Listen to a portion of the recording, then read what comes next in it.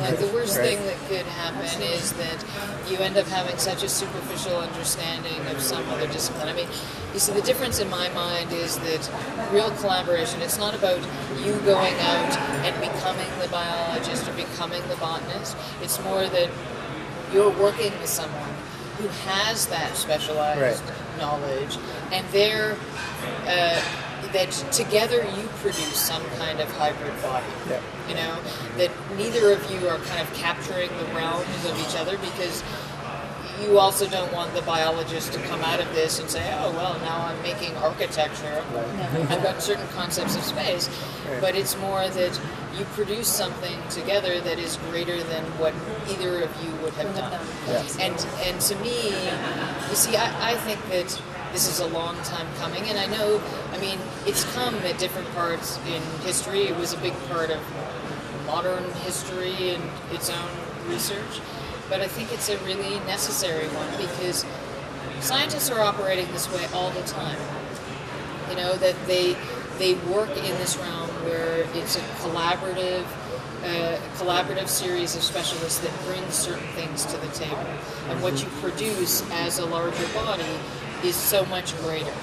And I think that architects are very good at synthesizing and are also specialists in themselves, and that becoming part of this larger team will produce something that is so much better than what architects would do on their own.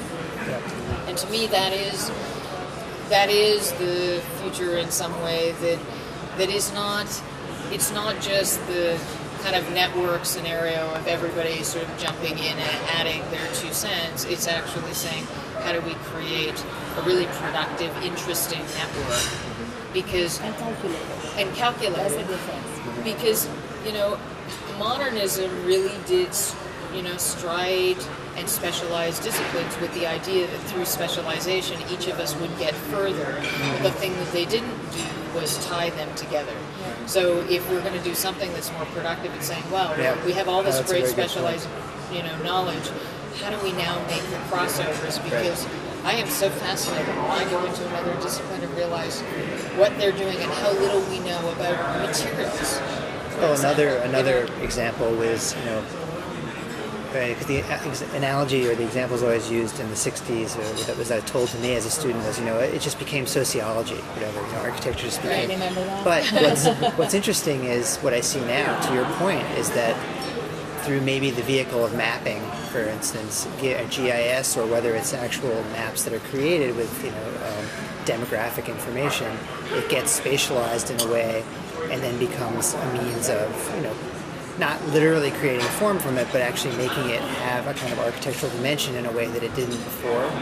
So it's interesting in that, I mean, that's just one example, but I think that's interesting in that, yeah, some of that diffusion of knowledge by virtue of then having what you're calling this sort of network where different people are bringing together their expertise, you know, you're able to transcend that kind of striation, as you call it. It seems like there's well, I've seen 2 pitfalls.